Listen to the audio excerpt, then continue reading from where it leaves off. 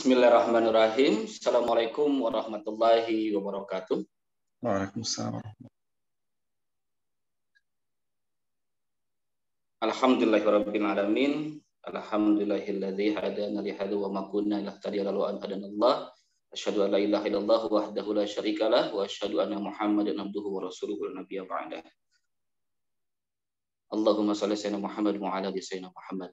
Alhamdulillah, senang sekali rasanya hadir kembali pada kajian subuh yang insya Allah rutin kita adakan dan kita jalankan. Dan ahlan wa sahlan bi hudurikum kepada semuanya, simpatisan, mustami, jamaah, dan semuanya yang insya Allah pada sehat semuanya. Dan alhamdulillah Ustadz hari ini juga sudah hadir. Mohon maaf semuanya ada keterlambatan sekitar 3-4 menit. Dan insya Allah tidak mengurangi esensi kita untuk mengadakan acara yang insya Allah berkah ini.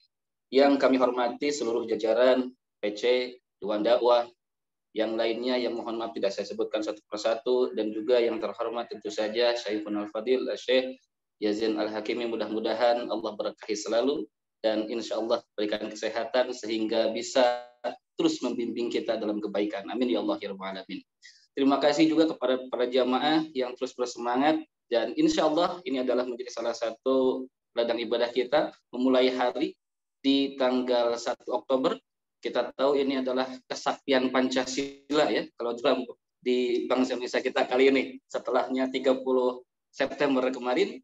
Dan insya Allah bulan ini juga adalah bulan yang sangat luar biasa bagi kita yang selalu menjalankan sunnah Rasulullah SAW, yaitu bulan Rabiul Awal di tanggal 4 mungkin kalau tidak salah hari ini. Insya Allah mudah-mudahan bulan yang penuh berkah, hari yang penuh berkah, dan di awal hari yang insya Allah kita awali dengan amal soleh kita setelah sholat subuh dan juga kita langsung kajian. Untuk itu tanpa berpanjang kalam, supaya kita lebih berkah lagi, marilah kita mulai acara kita kali ini dengan ucapan basmalah bersama-sama. Bismillahirrahmanirrahim. Sebelum kita mulai, saya ingin tanya dulu mungkin kepada jajaran PC ataupun yang lainnya, apakah mungkin ada informasi yang mau disampaikan atau mungkin kita langsung ke pemaparan dari Syekhul Al-Fadil. Kita langsung saja mungkin ya, saja. Iya, langsung saja. Syekh, alhamdulillah hadir pada saat ini, dan pembahasan kita yang ke berapa nih? 71 di hadis yang kelima ini luar biasa nih, yaitu pas dengan bulan yang sekarang biasanya suka ada perdebatan antara sunnah dan bid'ah. Ini rasanya pas sekali nih, mudah-mudahan kita mendapatkan pencerahan ilmu yang sangat banyak tentang antara sunnah dan bid'ah. Wah, ini seru sekali. Siap-siap para jamaah, boleh membuka kameranya, siapkan alat tulisnya, dan yakinkan kita dengan niat yang lurus untuk mencari ilmu, insya Allah. Waktu dan penghormatan kami langsung saja kepada Syekh, dan nanti setelah pemaparan siapkan juga sesi yang kedua, yaitu untuk tanya jawab tentang tema kita kali ini antara sunnah dan bid'ah.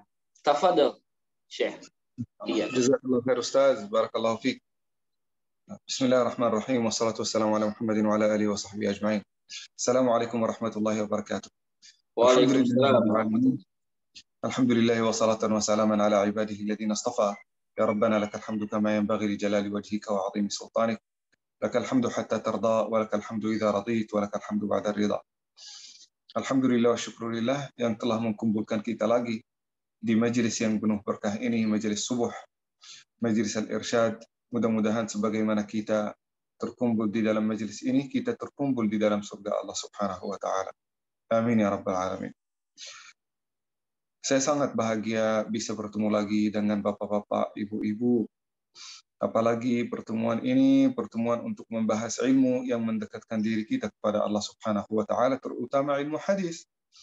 Dan hadis-hadis yang kita jelaskan pada pertemuan ini insya Allah termasuk di antara hadis-hadis yang paling fundamental dan juga fondasi untuk agama kita, keyakinan kita di sisi Allah Subhanahu wa taala. Pada pertemuan pertama dari hadis Al-Arba'in An-Nawawiyah, 40 hadis, kita berbicara tentang niyah. Dan itu sangat berkaitan dengan apa yang kita akan bahas hari ini. Kemarin ketika kali pertama membahas tentang niat, innamal a'malu binniyat. Setiap orang akan dapat pahalanya sesuai dengan niatnya.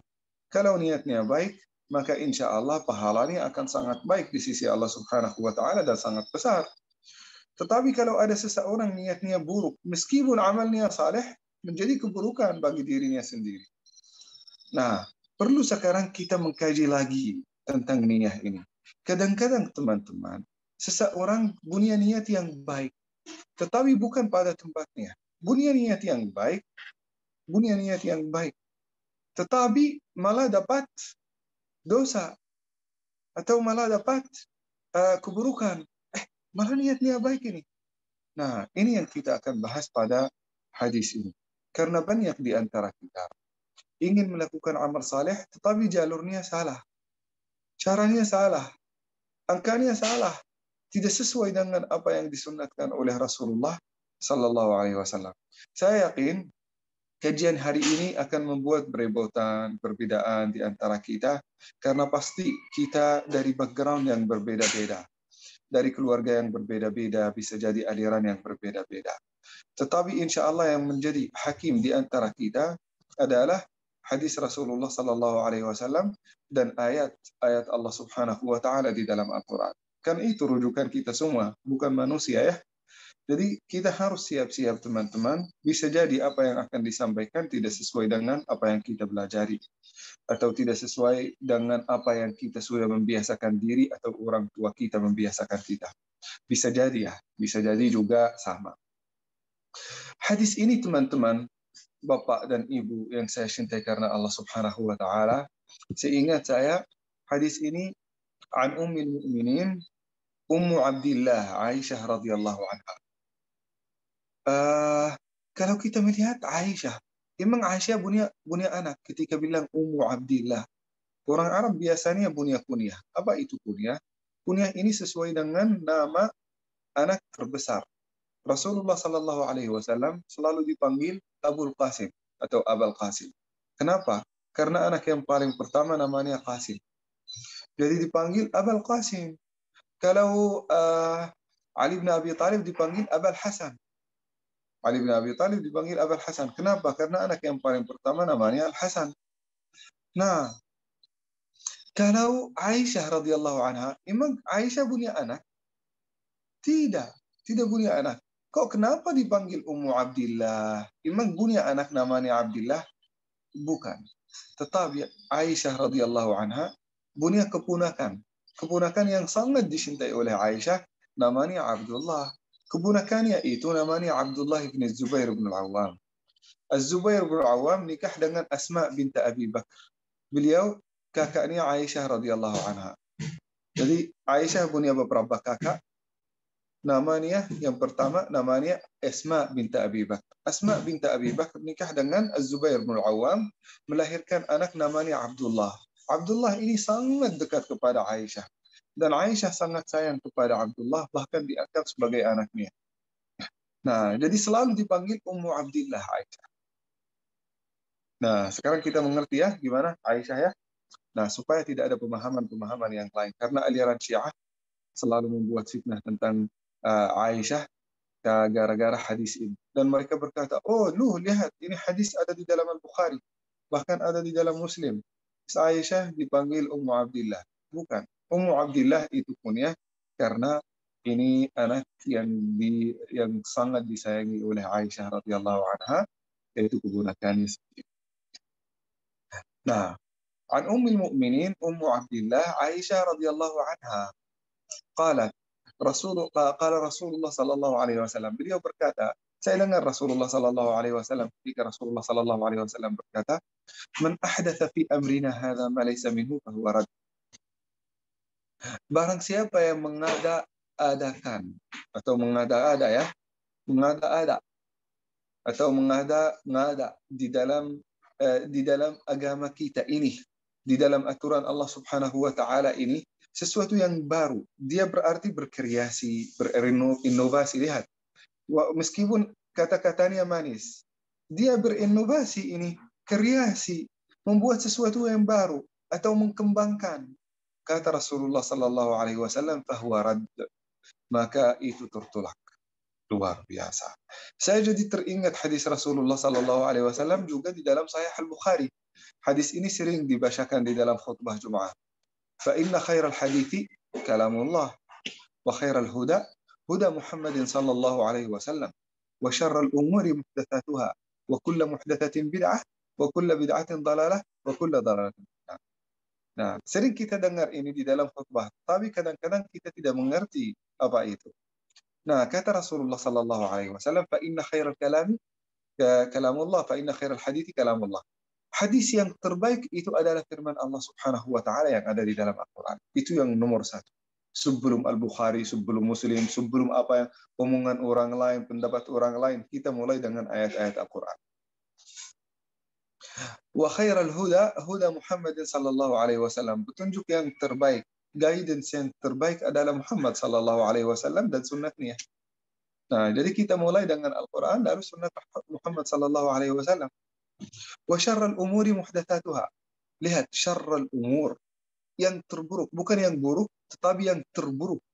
Yang terburuk, hal yang terburuk apa? Muhdatsatuha, hal-hal yang baru yang diada-adakan di dalam syariah. Itu sesuatu yang sangat terburuk. Bahkan bisa jadi lebih buruk daripada maksiat sendiri. Seseorang melakukan maksiat yang jelas, seseorang melakukan bid'ah.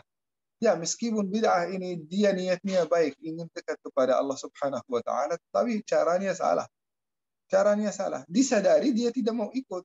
Diberikan hadis Rasulullah sallallahu alaihi wasallam tidak mau percaya. Diberikan tafsirul Quran dan ayat-ayat Al-Quran, dia tidak mau menerima.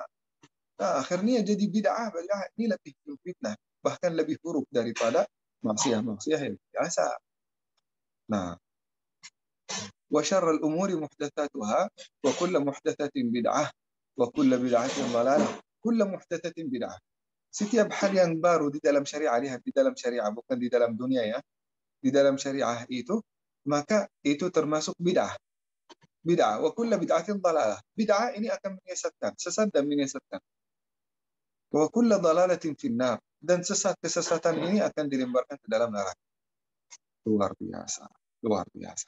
Perlu kita tahu teman-teman, sebelum kita membahas tentang hadis ini dan mungkin berebutan di antara ulama tentang pengertian bid'ah, pengertian sunnah, perlu kita tahu melakukan sesuatu yang baru, berinovasi, itu bisa jadi bid'ah. Bid'ah bisa jadi melemparkan kita ke dalam neraka. Bid'ah apa? Berinovasi di mana? Berinovasi fi amrina hadha, dalam agama kita ini. Kalau kita menambahkan agama di atas agama, ajaran di atas ajaran, perintah baru dari diri kita sendiri di dalam agama ini, maka ini jelas sesuatu yang mahdud, sesuatu yang berinovasi di dalam syariah, dan ini bisa menjadi bid'ah, dan bid'ah akan melemparkan ke dalam neraka. Nah, ada sesuatu lain di luar syariah. Boleh kita berinovasi, boleh kita berkreasi, boleh kita bid'ah di dalam dunia, sebenarnya boleh. Boleh. Bahkan sangat termasuk mahmudah. Kalau ini bid'ah termasuk mahmudah, sesuatu yang baik di luar syariah, di dalam dunia, maka itu termasuk sesuatu yang baik. Malah kita bisa dapat pahalanya dari Allah Subhanahu wa taala. Misal. Di zaman Rasulullah sallallahu alaihi wasallam ada Zoom. Ini Zoom, kita ngobrol lewat Zoom, tidak ada. Kan? Kita sekarang berinovasi ini di dalam dunia Zoom ini, kita bisa mempertemukan banyak orang, memudahkan silaturahim, memudahkan kita mengkaji. Ini sesuatu yang di dalam dunia kan, yang tidak ada kaitannya dengan ibadah, tidak ada kaitannya dengan perintah Allah Subhanahu wa taala, tetapi malah akan mendukung. Nah, maka ini termasuk bid'ah hasan. Malah orang yang melakukan, yang membuat Zoom ini, kalau dia orang beriman pada Allah Subhanahu wa taala, malah dapat pahala. Bis, mobil, kendaraan, motor, ini juga termasuk bid'ah hasan. Tetapi bid'ah hasanah di dalam dunia yang tidak ada kaitannya dengan ayat Allah Subhanahu wa taala di dalam Al-Qur'an dan hadis Rasulullah sallallahu alaihi wasallam. Maka itu termasuk boleh. Nah, tetapi kalau ada seseorang melakukan sesuatu di dalam syariah, berinovasi, berkreasi. Misal dia berkata, ini saya ingin berkreasi di dalam salat subuh. Salat subuh itu hanya 2 rakaat. Sebelumnya 2 rakaat kan? Ada salat sunnah sebelumnya, setelahnya ada salat wajib. Lah, ini 4 rakaat kalau dikumpulkan. Ya udah, kita mengkumpulkannya menjadikannya satu salat 4 rakaat. Biar kita dapat pahalanya, pahala sunnah dan juga pahala wajib. Boleh enggak ya? Salat 4 rakaat dan 2 tasyahud, tasyahud tengah tambah salam dan juga tasyahud akhir. Boleh tidak? Tidak boleh. Karena ini sesuai dengan ibadah yang mungkin modifikasi, berkreasi di dalam ibadah kepada Allah Subhanahu wa taala. Seseorang berkata, kan itu sujud 2 kali. Kita zalim kalau kita membuat rukuk menjadikan rukuk hanya 1 kali. Boleh tidak menjadikannya 2-2 gitu kan? 2 rukuk dan juga 2 sujud biar sesuai, berseimbang. Boleh tidak? Tidak boleh. Karena itu termasuk bid'ah. Karena itu sesuai dengan yang terkait dengan ibadah kepada Allah Subhanahu wa taala. Seseorang lagi dia wudu. Di dalam wudunya dia berkata, saya sebenarnya wudu ini tidak mengangkat semua kotoran-kotoran dari badan saya. Maka saya akan berusaha untuk menjadikan wudu lebih sempurna. Apa? Menggunakan apa? Menggunakan alkohol, menggunakan sanitizer sebagai wudu gitu. Apakah boleh? Tidak boleh, karena ditentukan oleh Rasulullah Sallallahu Alaihi Wasallam ma atau water atau air yang suci. Kita menggunakan itu untuk wudu, meskipun tidak membersihkan kita secara sempurna. Nah, itu yang namanya pengertian tentang bid'ah dan juga pengertian tentang bid'ah yang buruk dan juga bid'ah yang kasar. Nah, perlu ini sangat penting ya kita membahas tentang hadis ini. Tapi kita membahas tentang perawi, yaitu Aisyah radhiyallahu anha. Yang banyak kontroversial tentang beliau, tentang bid'ah, tentang ini. Aisyah radhiyallahu anha ini termasuk di antara perempuan, di antara ini kesepakatan di antara ulama. Beliau adalah wanita yang paling alim dalam agama. Sampai zaman sekarang, dari zaman Rasulullah sampai zaman sekarang. Kenapa? Karena beliau bercampur dengan Rasulullah Sallallahu Alaihi Wasallam, melihat Rasulullah siang hari, malam hari, melihat bagaimana kondisi, bagaimana sikap, bagaimana hadis, bagaimana hubungan Rasulullah Sallallahu Alaihi Wasallam, akhlak Rasulullah Sallallahu Alaihi Wasallam. Bahkan beliau beliau adalah perempuan dan wanita yang paling pertama yang meriwayatkan hadis yang paling banyak dari Rasulullah Sallallahu Alaihi Wasallam. Bahkan hadis-hadis yang diriwayatkan oleh Aisyah di atas 200 hadis. Kalau nggak salah 210, kalau nggak salah ya. Tapi di atas 200. Di atas 200 hadis diriwayatkan oleh Aisyah. Bahkan menjadi rujukan oleh sahabat Rasul. Sahabat Rasul sendiri, kalau mereka ada perbedaan di antara satu masalah, satu futiah, mereka tidak tahu ini halal atau haram, ini benar atau tidak, mereka datang kepada Aisyah. Ya Aisyah, aftina. Tolong berikanlah kepada kami fatwa tentang masalah ini. Jadi Aisyah radhiyallahu anha seperti mungkin di zaman kita ini ustazah atau syekhah yang sangat besar. Nah, Aisyah radhiyallahu anha. Hadirin yang dimuliakan Allah Subhanahu wa taala, bid'ah, pengertian bid'ah ini sangat penting. Sangat penting. Kalau kita tidak mengerti bid'ah, agama kita ini pasti akan berubah. Dari zaman Rasulullah sallallahu alaihi wasallam sampai sekarang sudah berubah. Sangat berubah. Coba bayangkan teman-teman. Coba bayangkan. Kalau Ustaz Fajar melihat sesuatu. Lalu dia mengerjakannya atau mungkin ada nasihat dari seseorang, dari gurunya, lalu dia mengerjakannya sesuai dengan dirinya sendiri. Lalu setelah itu Ustaz Fajar menyampaikan kepada orang lain. Menyampaikan, oh saya lihat guru saya menasihati saya tentang untuk melakukan sesuatu. Lalu ini muridnya Ustaz Fajar menyampaikan kepada muridnya. Setiap orang akan menambah sesuatu. Kita sebagai manusia. Setelah 20 generasi, 15 generasi, nasihat ulama yang paling pertama yang menyampaikan kepada Ustaz Fajar itu sudah berbeda. Fully different, 100% itu sudah different. Kenapa? Karena masih ada, boleh silahkan kalau mau menjadikannya lebih baik, silahkan kalau mau menjadikannya lebih indah. Tetapi kita di dalam agama kita sudah sempurna sejak Nabi Muhammad SAW. Nah, kalau kita sudah sempurna, apain kita nambah-nambah? Gak usah kita nambah-nambah. Kalau kita nambah, itu namanya bid'ah dalam agama. Nah, bisa sebenarnya ada yang namanya bid'ah hasanah sebenarnya ya, tetapi dalam syariah itu tidak termasuk bid'ah, tetapi termasuk sunnah mansiyah. Apa artinya sunnah mansiyah? Itu sunnah yang terlupakan. Sunnah yang terlupakan. Seperti apa sunnah yang terlupakan?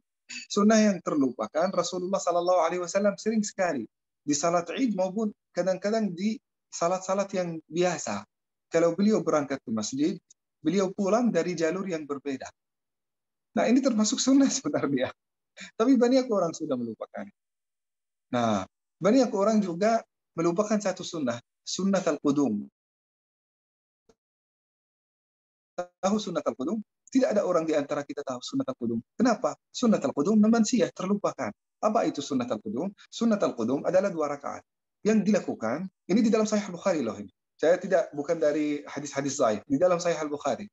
Sunnat al-qudum, setiap Rasulullah SAW datang dari luar kota, salat 2 rakaat. Mampir ke masjid, salat 2 rakaat, lalu pulang ke rumahnya.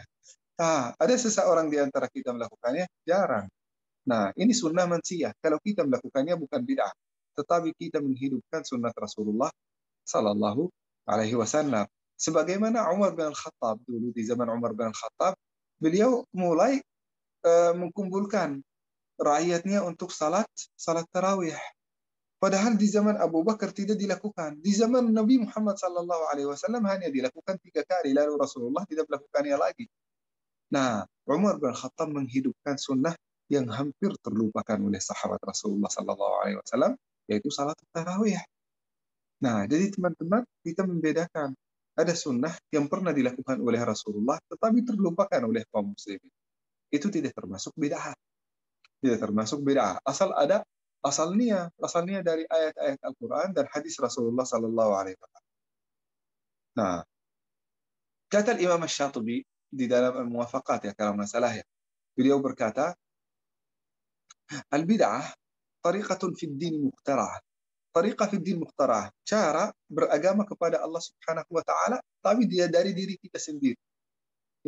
Misal, berzikir kepada Allah Subhanahu wa taala setelah salat tidak mau membacakan subhanallah walhamdulillah wala ilaha wallahu akbar. Enggak. Berzikir dengan menyebutkan seorang wali atau wali sono atau mungkin seorang yang dianggap sebagai seorang yang diridai oleh Allah Subhanahu wa taala. Di sana di Yaman ada bid'ah. Setelah salat mereka berkata, ya bin Alawi, ya bin Alawi, ya bin Alawi, ya bin Alawi, ya bin Alawi. Kenapa? Mereka memanggil seorang yang namanya bin Alawi. Bin Alawi ini ada banyak riwayat-riwayat dia orang yang sangat saleh. Beliau punya makam yang sangat sampai sekarang masih ada banyak tabarruk di makamnya. Nah, mereka berkata, ya bin Alawi, wahai bin Alawi, isfa'lana, berikanlah syafaat kepada kami. Ini tidak ada tidak pernah dilakukan oleh Rasulullah. Coba Rasulullah pernah berkata ya bin Alawi? Tidak. Bahkan bin Alawi sendiri belum hidup. Rasulullah Sallallahu Alaihi Wasallam sudah mencontohkan. Lakukanlah, bacalah. Subhanallah, alhamdulillah, wallahu akbar. Maka semua dosa-dosa akan diampuni oleh Allah Subhanahu Wa Taala. Kenapa kita nambah-nambah? Apalagi kita nambah nama manusia dan melupakan nama Allah Subhanahu Wa Taala. Memang nama manusia itu lebih baik daripada nama Allah. Memang manusia itu bisa membantu kita dan juga mendukung kita di atas dukungan dan bantuan dari Allah Subhanahu wa taala.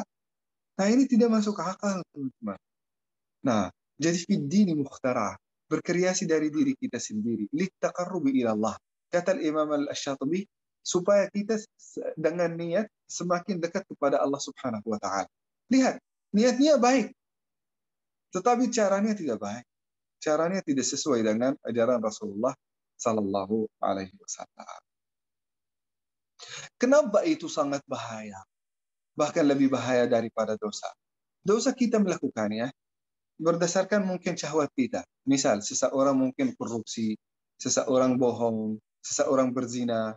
Kenapa? Karena ini syahwat, keinginan di dalam dirinya sendiri.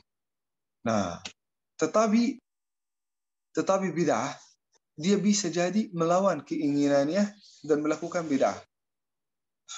Misal ya, misal dia berpuasa 24 jam atau mungkin 48 jam tanpa buka puasa. Ini termasuk beda. Apain kamu melakukan ini? Saya ingin melakukan, mempersusah diri saya sendiri supaya Allah meridai saya. Supaya Allah lihat saya jujur dan serius dengan Allah Subhanahu wa taala. Maka Allah akan ridha. Bukan. Kalau engkau mau puasa harus sesuai dengan ajaran Rasulullah dari subuh sampai maghrib. Kalau di atas itu, selama kita bisa buka puasa, selama kita bisa sahur, kita sahur dan buka puasa. Jangan mengadakan di dalam syariah sesuatu yang tidak dilakukan oleh Rasulullah Sallallahu Alaihi Wasallam atau tidak diwasiatkan oleh Rasul. Kadang-kadang orang yang melakukan maksiat, dia tahu di dalam dirinya sendiri saya melakukan maksiat dan segera akan bertaubat kepada Allah Subhanahu wa taala. Tetapi orang yang melakukan bid'ah dia nggak tahu. Dia nggak tahu, malah dia tenang. Alhamdulillah ini saya sudah melakukan sesuatu yang tidak pernah dilakukan oleh orang lain, maka Allah akan lebih mencintai saya. Bukan. Kata Allah Subhanahu wa taala di dalam surat Al-Kahf, "Alladzina dhalla sa'yuhum fil hayatid dunya wa hum yahsabuna annahum yuhsinuna sun'a." Mereka sesat di dalam dunia, di dalam pikirannya sendiri mereka yuhsinuna sun'a, mereka melakukan kebaikan, padahal tidak.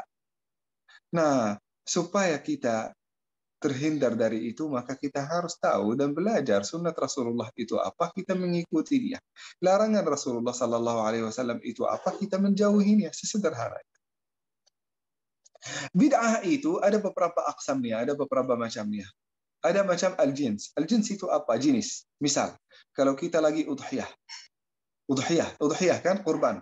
Jadi kurban kan, kita boleh kurban hewan ternak kan. Kalau ada seseorang berkata, saya nggak mau hewan ternak, saya akan mengkurbankan kuda. Kuda itu lebih mahal, lebih indah, lebih cantik, dan juga dagingnya lebih enak gitu kan. Boleh nggak? Tidak boleh. Tidak boleh karena Rasulullah mewasiatkan hewan kurban itu harus hewan ternak yang sudah dijelaskan oleh Rasulullah Sallallahu Alaihi Wasallam. Tidak boleh kita mengadakan jenis yang lain, ya.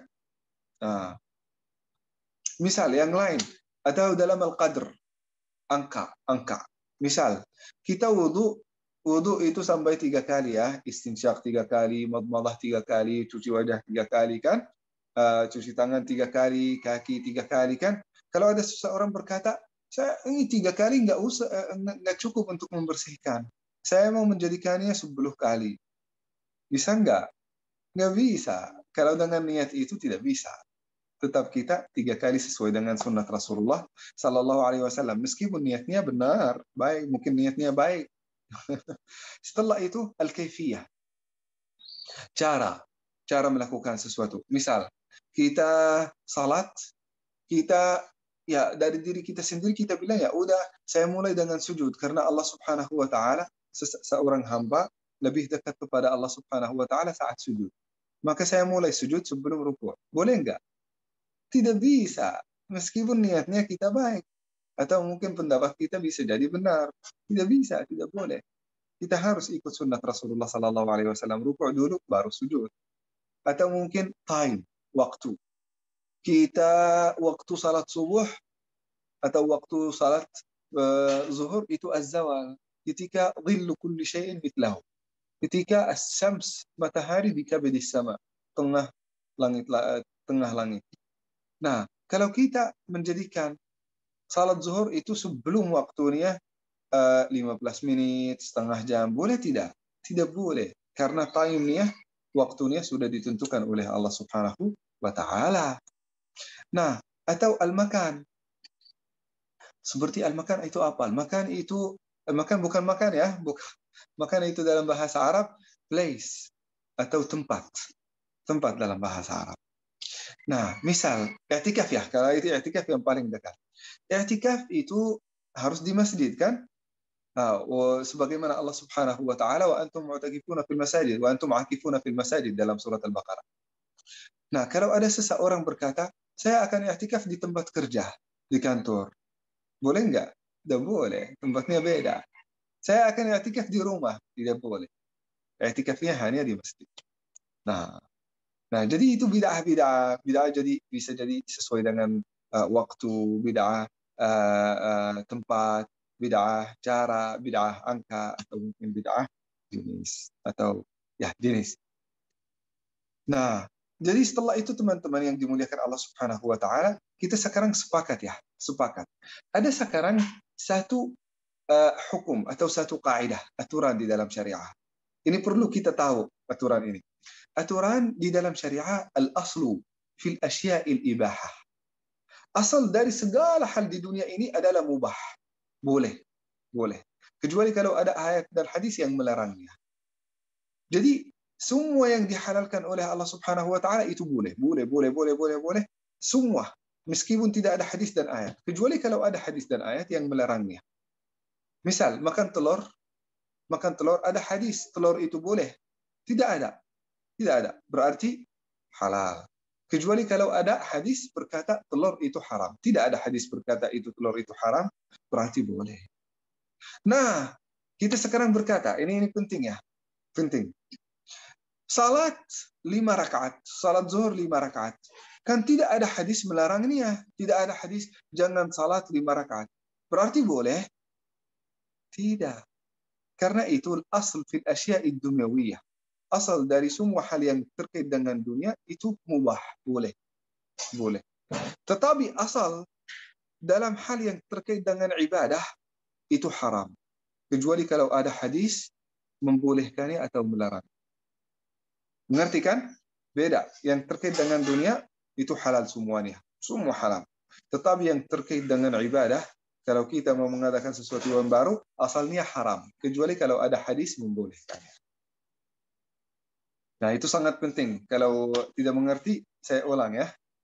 Nah, jadi teman-teman yang dimuliakan Allah Subhanahu wa taala, itu mungkin yang perlu kita kaji. Ada mungkin beberapa mungkin kisah-kisah, di antaranya kisah ada seseorang datang kepada Rasulullah sallallahu alaihi wasallam yang anaknya zina.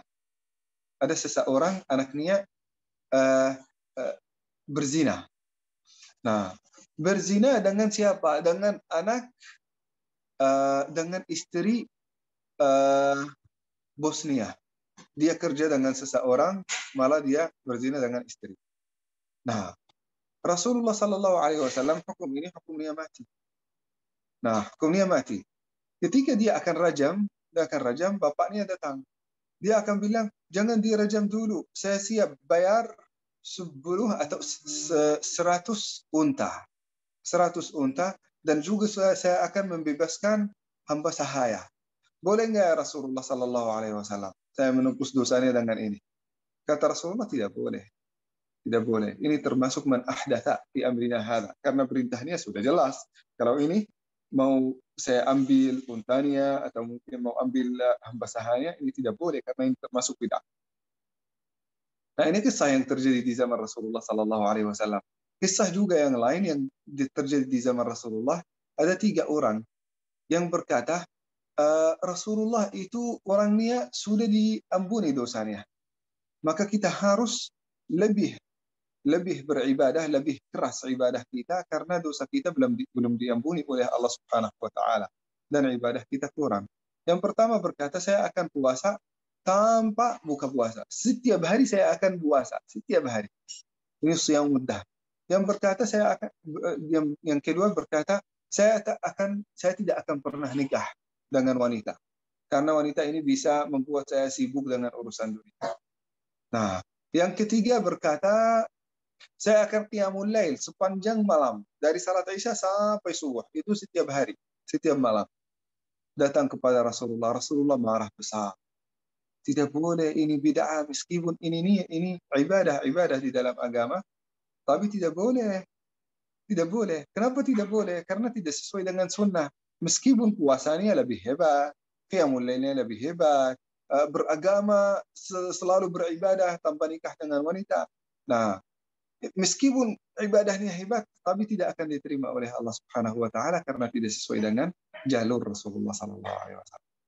Mudah-mudahan apa yang disampaikan, apa yang telah disampaikan itu bermanfaat bagi kita semua.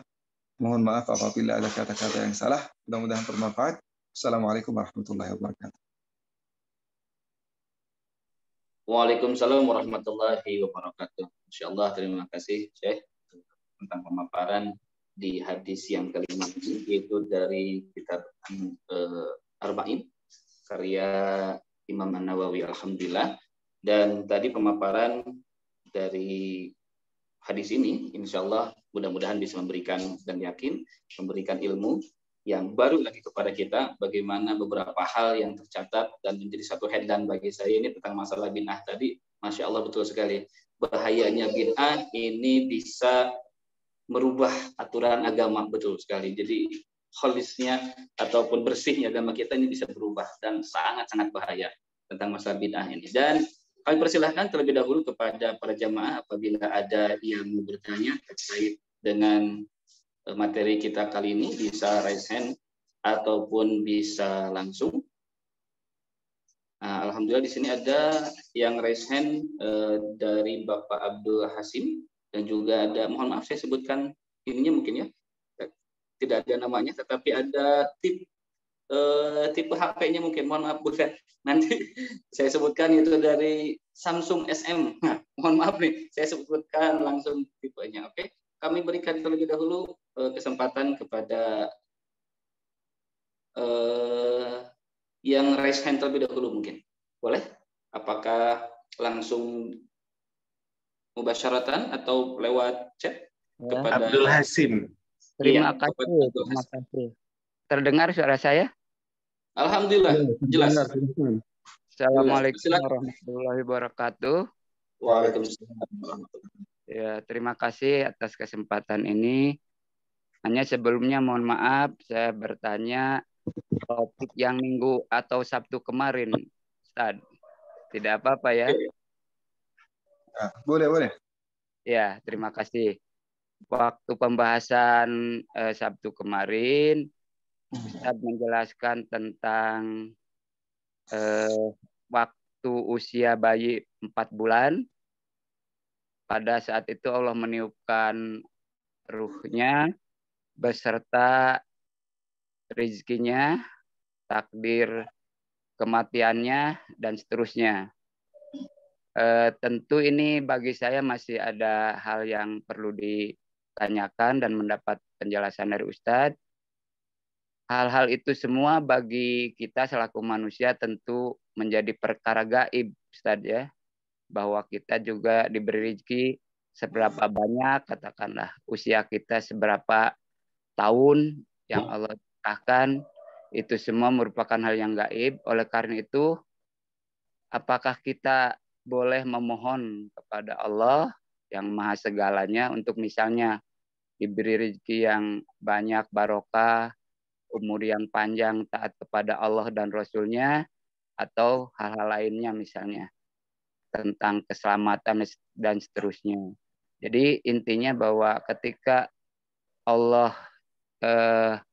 tiupkan ruh kepada bayi yang sudah usia 4 bulan, lalu ditentukan kodok-kodarnya atau takdir-takdirnya yang tadi diantaranya tentang rezeki, tentang umur, apakah kita boleh untuk memohon dengan pertimbangan itu semua bagi kita adalah gaib, Ustaz.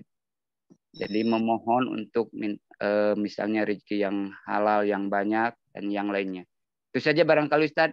Mohon maaf kalau ada kekeliruan. Wallahu a'lam bishawab. Assalamualaikum warahmatullahi wabarakatuh. Waalaikumsalam warahmatullahi wabarakatuh. Terima kasih Pak Abdul Hasim. Mangga silakan Ustaz untuk Pak Abdul Hasim. Sebenarnya kita sudah menjelaskan ini di pertemuan sebelumnya dan juga ada seseorang yang bertanya tentang dekat dari ini ya. Nah, sebenarnya itu qada Allah Subhanahu wa taala itu bukan satu gitu ya. Qada Allah Subhanahu wa taala, kalau kita melakukan sesuatu kita akan dapat qadar nomor 1. Kalau kita melakukan satu yang kedua, kita akan dapat qadar yang kedua. Itu semuanya qadarullah. Kita sekarang hidup di dalam qadarullah. Kalau kita ingin memperbaiki diri kita, maka kita akan memperbaiki qadarullah, memperbaiki diri kita dari jalan qadarullah nomor 1 ke qadarullah nomor 2. Dan qadarullah akan menjadi baik, semakin baik sesuai dengan ikhtiar kita. Misal, kita sekarang lagi kurang semangat, pemalas, maka rezeki kita tidak terlalu lancar. Kenapa? Karena ini perilaku kita seperti itu. Jadi qadarullah Subhanahu wa taala itu datang sesuai dengan ikhtiar kita. Nah, lalu setelah itu kita merubah kondisi kita, menjadikan kita lebih aktif, lebih rajin, bekerja, mengembangkan diri, bekerja keras. Qadarullah subhanahu wa ta'ala ujungnya akan juga berubah dari mungkin rezeki yang tidak lancar menjadi rezeki yang lancar. Nah, Allah subhanahu wa ta'ala mendukung hakikat ini dengan yang ada di dalam surat Ar-Ra'd. Di dalam surat Ar-Ra'd, Inna Allah la yughayyiru ma biqaumin hatta yughayyiru ma bi anfusihim. Allah subhanahu wa ta'ala tidak akan merubah nasib satu kaum sampai mereka, kecuali kalau mereka merubah ikhtiarnya, merubah nasibnya. Nah, itu secara singkat. Nah, sebenarnya bisa, tetapi harus ada ikhtiar dari kita, bukan hanya cuma doa, harus ada ikhtiar dari diri kita sendiri. Karena kita belajar di dalam surat Al-Fatihah, iyyaka na'budu wa iyyaka nasta'in. Harus na'budu dulu. Harus memenuhi syarat beribadah kepada Allah Subhanahu wa taala, di antaranya kita bekerja keras, mengembangkan diri, berikhtiar. Lalu meminta pertolongan, nasta'in. Ya, baik, barakallahu fiik. Silahkan kalau mungkin ada pertanyaan yang terkait dengan mungkin judul hari ini. Oke, baik. Terima kasih saya, dan terima kasih juga kepada Bapak Abdul Hasim tadi tentang pertanyaannya tentang minggu kemarin, qadarullah, tentang umur dan yang lainnya. Dan kesempatan kedua kami persilahkan kepada Kang Zaki Oka yang sudah raise hand tadi. Silakan. Assalamualaikum warahmatullahi wabarakatuh, Syekh. Waalaikumsalam. Apakah membaca Al-Quran dengan nada itu apakah termasuk bid'ah yang seperti manuk dadali gitu tuh, seperti gundul-gundul pacul, jadi membaca Al-Quran dengan nada. Dan yang kedua, sunnah-sunnah sebelum sholat dan membaca Al-Quran itu apa? Terima kasih, Syekh. Ya. Ini mungkin juga, ini saya jelasin lagi ya. Saya menekankan ya, ini karena juga saya lihat sampai sekarang menjadi perebutan ya di antara apa yang ada di YouTube, yang YouTuber atau mungkin ustadz-ustadz secara umum ya. Quran itu dibacakan secara benar sudah cukup dengan nada apapun. Karena kalau kita melihat 7 maqamat yang paling utama itu tidak ada di zaman Rasulullah. Diadakan mungkin di zaman sekarang atau mungkin ada di zaman Rasulullah tapi digunakan untuk musik dan lagu-lagu. Di zaman Rasulullah Sallallahu Alaihi Wasallam kita berusaha untuk melakukan Al-Quran sesuai dengan selera kita sendiri. Yang penting kita menjaga tajwidnya, menjaga sifat makhrajnya. Nah, oleh karena itu boleh, silahkan menggunakan nada apapun. Bahkan nada Sunda silahkan, nada Jawa juga silahkan. Asal kita benar-benar membenarkan tajwid. Jangan kalau kita ingin memaksa diri menggunakan maqam Jawa tetapi merusak tajwid, tidak boleh, pasti itu. Menggunakan mungkin maqam Kurdi atau maqam Jaharkah, maqam Rast, maqam Hijaz. Kita memaksa diri karena mengikuti maqam itu atau nada itu bahkan merusak tajwid, tidak boleh. Jadi yang diutamakan adalah tajwid. Kalau tajwidnya sudah benar maka nada apapun bisa digunakan. Maqam Jawa juga pun silahkan, maqam Sunda silahkan. Apapun, yang penting tajwidnya benar. Itu yang kita diperintahkan oleh Allah Subhanahu wa taala. Ya, yang keduanya mungkin saya tentang apa tadi kan amalan-amalan sebelum membaca Al-Qur'an tadi.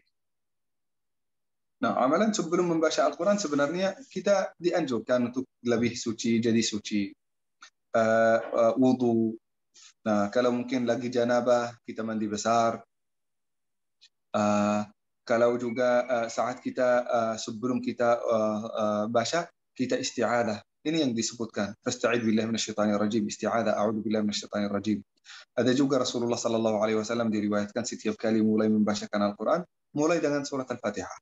Jadi baca isti'adah lalu surat Al-Fatihah. Lalu mulai baca Al-Quran seperti biasa. Ini mungkin amalannya. Oh ya, terima kasih saya. Jadi mungkin memang beberapa fenomena di negara kita itu baca Al-Quran suka disandingkan, bahkan mungkin disamaratakan dengan lagu.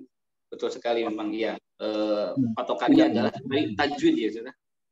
Tajwid makhrajul huruf itu patokan paling utama terlebih dahulu. Yang paling utama, betul. Iya, Allah. Karena ini lumayan banyak sekali, ini ada beberapa 1 sampai 2 lagi pertanyaan. Langsung saja yang raise hand yang ketiga, mudah-mudahan tadi jawabannya dapat memberikan pemahaman dan terus bisa memberikan wawasan bagi kita, yaitu kepada mohon maaf kepada Bapak Samsung atau Ibu Samsung, mohon maaf saya nggak tahu. Iya, Silakan. saya. Assalamualaikum warahmatullahi wabarakatuh. Saya Ira. Iya, saya Ira dari Bandung juga. Kebetulan saya ingin bertanya. Ingin bertanya gimana itu hukumnya membaca Yasin? Ya saya yang tahu membaca Yasin yang 41 kali itu gimana, Pak? Gitu. Dan kemudian wanita yang bercadar tapi masih expose di sosmed gitu, itu hukumnya apa gitu kan? Kalau misalkan bercadar itu kan memang sudah sunnah ya hukumnya, tapi masih ingin menampilkan diri di sosmed itu seperti apa hukumnya? Gitu. Terima kasih. Assalamualaikum warahmatullahi wabarakatuh. Mohon maaf ini Bu. Kalau yang 41 ini dalam acara apa ya biasanya? Yang pengetahuan saya yang ya saya pernah lihat di YouTube itu katanya mengundang rezeki ketika sesudah sholat isya rezeki dan lain sebagainya. Wallahualam ya saya. Dan itu apa hukumnya seperti itu? Bid'ah atau memang ada contohnya? Baik, Masya Allah, 41 kali nih, mantap sampai subuh saya bisa jadi nih kalau sholat sendiri. Makanya silakan Ustaz. Ya, jazakillahu khairan. Ini sebenarnya juga ada di negara Arab membacakan Yasin beberapa kali. Tetapi bukan 40 kali. Ada sebenarnya 40 kali, 20 kali, 25 kali, 30 kali. Nah, tapi ini pengalaman. Pengalaman seseorang, dia rajin, suka dengan cinta surat Yasin.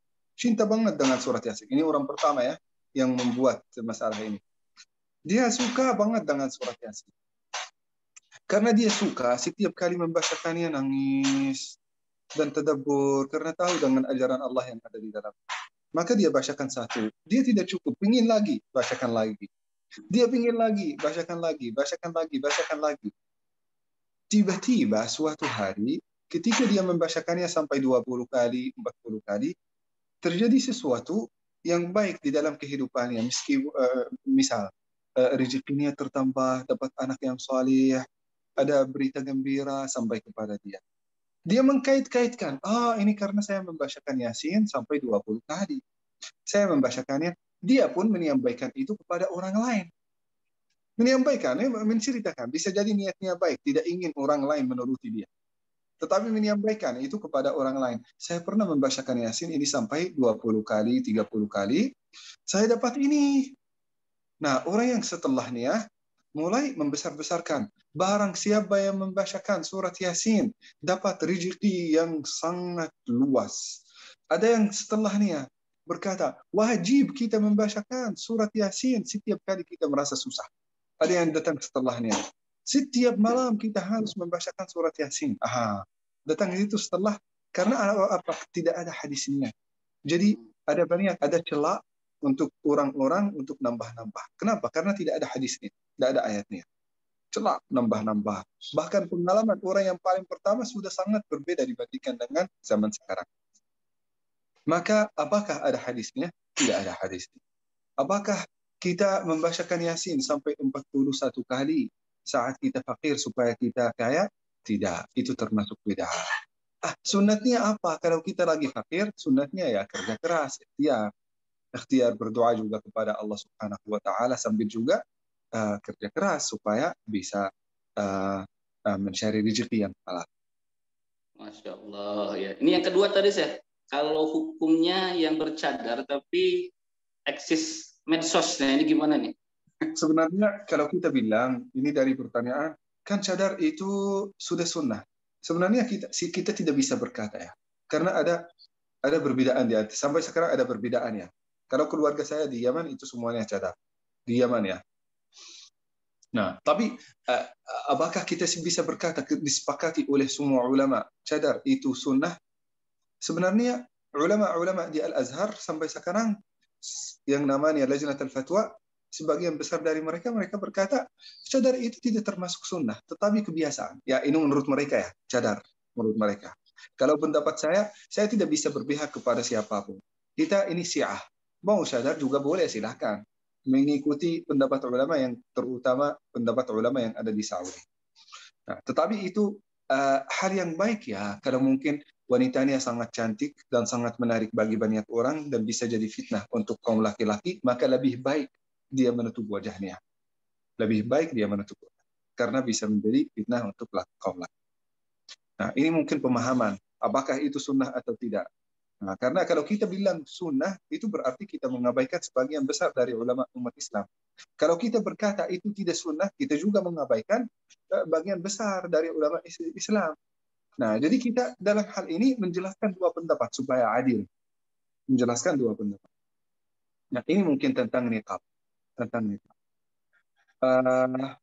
Pertanyaannya apa tadi? Pertanyaannya apa? Sudah bilang. Ya, tentang yang niqab atau yang bercadar tapi masih eksis sekali di medsos itu sebetulnya. Nah, sebenarnya ya tidak cocok, ya sangat tidak cocok. Kecuali dalam dakwah, dia mungkin muncul di medsos untuk menasihati orang, bukan untuk cuma pamer-pamer gitu ya. Nah, dia mungkin bisa menceritakan pengalamannya dan ceritanya dengan niqab, apakah dia lebih tenang, lebih bahagia gitu, supaya orang-orang lain meniru dia, tidak ada masalah, tidak ada masalah. Tetapi untuk mungkin pamer-pamerkan atau mungkin juga ada penghiasan yang bisa jadi menarik bagi kaum laki-laki lebih daripada lebih dari wanita yang tidak pakai cadar. Kadang-kadang gitu. Banyak wanita yang pakai cadar, tetapi pakaian mereka ini, cadar ini menjadi lebih menarik daripada tidak pakai cadar. Nah, jadi ini masalahnya apa ya? Kita pakai cadar supaya apa? Supaya tidak menarik bagi orang lain, supaya tidak fitnah bagi orang lain. Malah pakai cadar supaya jadi lebih menarik. Nah, jadi ini masalahnya. Kita tahu maslahat pakai cadar itu apa. Iya, barakallah, masya Allah. Terima kasih saya. Ini agak bukan agak lagi, ini sangat menarik. Banyak sekali pertanyaan dengan waktu yang sangat terbatas. Tapi mohon maaf nih, apabila tidak semua saya sampaikan kepada saya untuk pertanyaannya. Ini sebelum masuk ke yang raise hand, tadi sudah ada yang di chat. Saya bacakan terlebih dahulu. Ada pertanyaan tentang bagaimana menghadapi orang tua mungkin ya. Di sini menghadapi orang tua yang lemah tauhidnya ini, Ustaz. Nah, menghadapi orang tua yang lemah tauhid. Iya, padahal itu yang paling utama. Ini gimana, Ustaz? Sebelum ya, nanti saya mempersilahkan kepada yang raise hand. Ini gimana nih, Ustaz? Iya, kita perlu tahu bahwasanya sebesar apapun kita, seluas apapun ilmu kita, tetap kita dianggap sebagai anak kecil oleh orang tua kita. Kalau kita anak kecil susah kalau kita menasihati orang tua kita. Maka kita harus menyampaikannya secara tidak langsung atau dengan kata-kata yang sangat lembut, penuh dengan ta'zim dan ihtiram, respect kepada orang tua kita. Kita menasihati mereka, tidak ada masalah. Nasihati. Tolong, Bah, saya ini pernah baca hadis Rasul seperti ini. Menurut Bah gimana? Ini saya jadi bingung ya. Saya melihat antum seperti ini, tapi ada hadis Rasul. Ya, coba memilih kata yang terbaik. Kalau saya sendiri, karena bahasa Indonesia saya belum sempurna, belum bisa memilih kata-kata yang paling lembut. Antum mungkin memilih kata yang paling lembut, yang paling respect, ta'zim kepada orang tua, yang bisa melembutkan hati. Tetap kita menasihati, Itu tidak membungkiri kita sudah melihat kemungkaran, berarti kita diam. Tidak. Kita melihat kemungkaran, kita berusaha untuk merubahnya sesuai dengan kemampuan kita sendiri. Masya Allah. Ini mohon maaf, Ustaz. Saya ada beberapa hal yang mungkin saya agak tadi salah, yaitu tapi ini yang orang tuanya yang melemahkan tauhid terhadap anaknya. Ini kebalikannya, jadi ada orang tua yang melemahkan tauhid terhadap anaknya. Itu gimana, Ustaz? Jadi menghadapi orang tua yang melemahkan tauhid kepada anaknya, tauhid anaknya, Ustaz. Jadi menyuruh dia untuk tidak berakidah yang benar.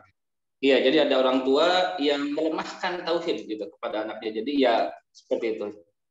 Ya, kalau melemahkan atau mungkin menyuruh kita untuk mengikuti akidah yang tidak benar. Kita awalnya tabayun dulu. Apakah benar-benar apa yang disuruh, apa yang diperintahkan oleh orang tua itu tidak benar? Bisa jadi tidak benar menurut kita, tetapi menurut syariah itu sudah benar. Nah, ini yang pertama ya. Dengan konsultasi dengan beberapa ustadz, bukan hanya satu ustadz. Nah, bisa jadi satu ustadz yang alirannya beda dibandingkan dengan orang tua, malah nuduh-nuduh. menjadikan hubungan sama orang tua itu lebih buruk lagi. Tidak. Kita berusaha untuk tanya beberapa ustaz dari aliran yang berbeda, lalu kita mengumpulkan pendapat yang menurut kita itu pendapat yang paling benar. Kalau orang tua kita benar, ya udah tidak usah. Kalau mereka tetap salah, kita berusaha ya menjelaskan. Tetap ini ujungnya harus menjelaskan. Ujungnya harus menjelaskan. Ayah, ini saya baca di dalam ayat dan hadis ini artinya apa menurut antum? Karena saya baca juga di dalam buku ini tafsirnya begini. Nah, gimana apakah saya ikut apa yang disampaikan oleh antum atau ikut apa yang disampaikan oleh Allah atau oleh Rasul? Nah, nanti lihat diskusi dengan cara ini. Nah, itu jelas kita tidak mengikuti, tidak boleh kita mengikuti. Kita balas dengan cara yang baik. Masya Allah. Terima kasih Ustaz penjelasannya. Ya, bagaimana tabayun dan juga memberikan nasihat juga tentang bagaimana keutamaan dan pentingnya tauhid bagi kita. Ada dua orang lagi, Syekh, yang bertanya dengan resen.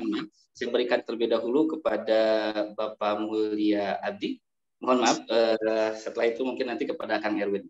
Terima kasih. Silakan pada Bapak Mulia Abdi. Mohon maaf Pak, untuk mikrofonnya dihidupkan dulu Pak. Nah, Oke, terima kasih. Assalamualaikum Syekh.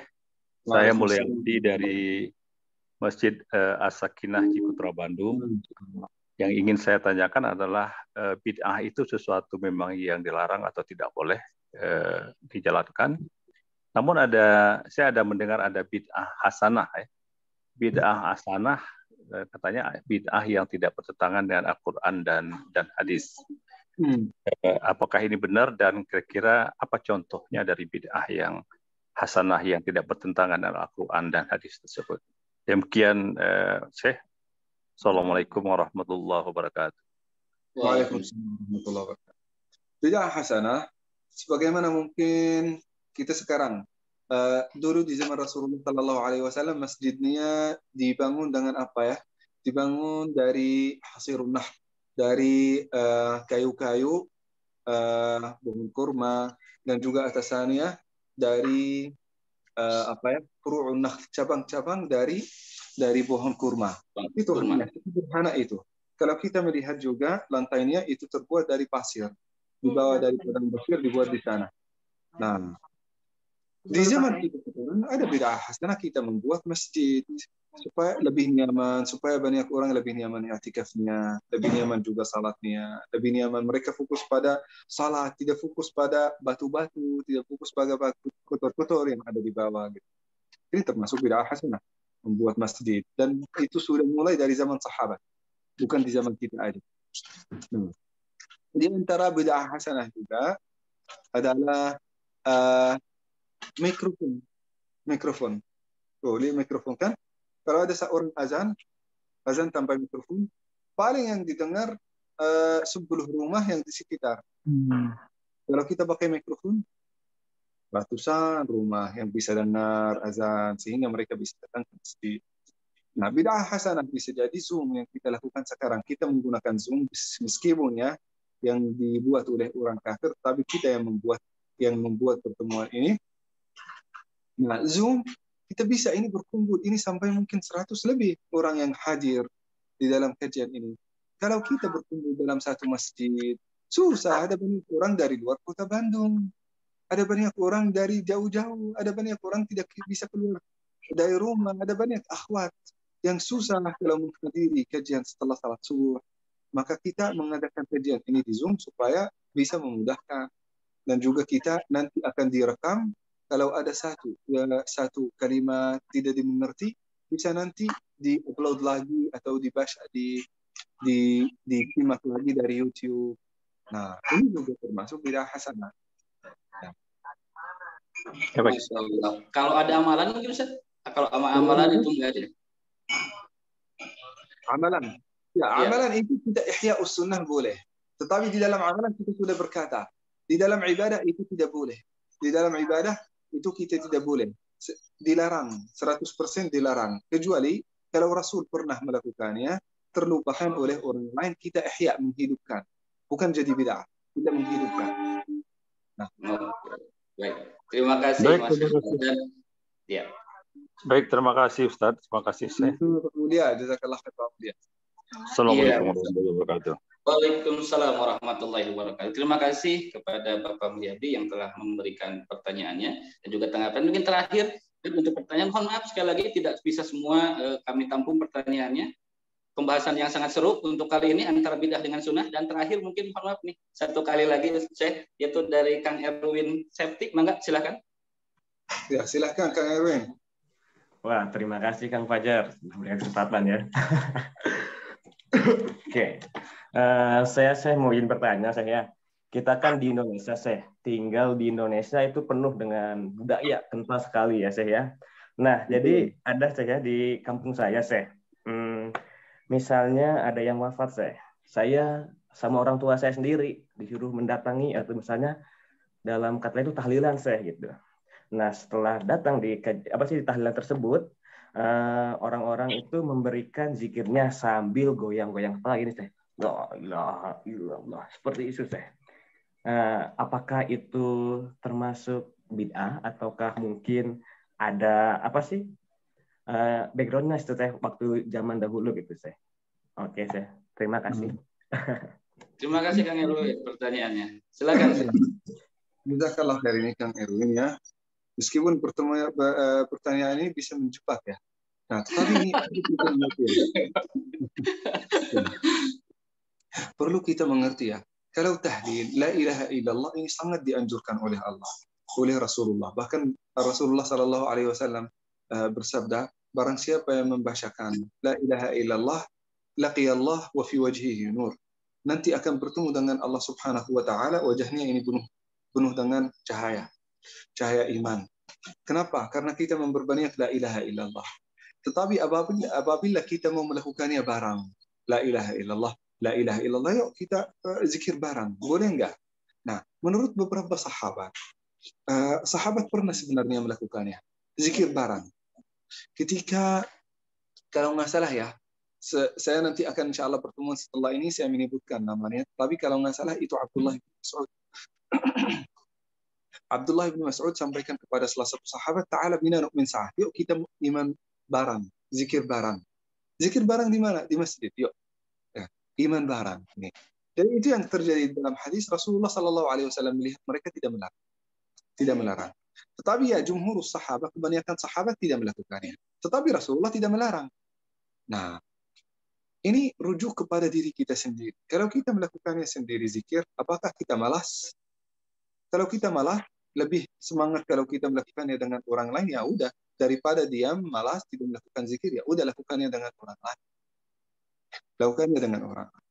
Nah, kalau merasa semangat dan lebih baik melakukannya sendiri, lebih beriman saat melakukannya sendiri, maka wajib kita melakukannya sendiri. Apain kita sama orang lain?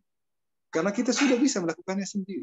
Kecuali kalau kita tidak bisa melakukannya sendiri atau kita kurang khusyuk, kurang tadabbur kalau melakukannya sendiri. Yang ketiga, sambil menggerakkan badan. Menggerakkan badan itu boleh atau tidak? Sebenarnya ini rujuk kepada seseorang. Seseorang kadang-kadang merasa lebih tadabbur, lebih khusyuk kalau melibatkan semua anggota badannya, termasuk darahnya. Bahkan menurut beberapa orang-orang berkata, saya melibatkan semua sel-sel, zarat-zarat di dalam tubuh saya terlibat dalam tahlilan. Saya ingin merasakan tahlil itu keluar dari setiap anggota badan saya. Sebenarnya kalau itu akan membuat kita lebih khusyuk, silahkan. Tetapi tidak pernah dilakukan oleh Rasul. Tapi kalau kita sudah khusyuk, sudah tadabbur, tanpa kita memikirkan itu semua, cukup kita memikirkan bahwasannya tidak ada Tuhan kecuali Allah Subhanahu wa taala. Tidak ada Tuhan yang menciptakan apapun kecuali Allah Subhanahu wa taala. Yang menciptakan kita, menciptakan segala hal yang mengelilingi kita itu Allah Subhanahu wa taala. Itu tuh sudah cukup membuat kita bahkan meneteskan air mata.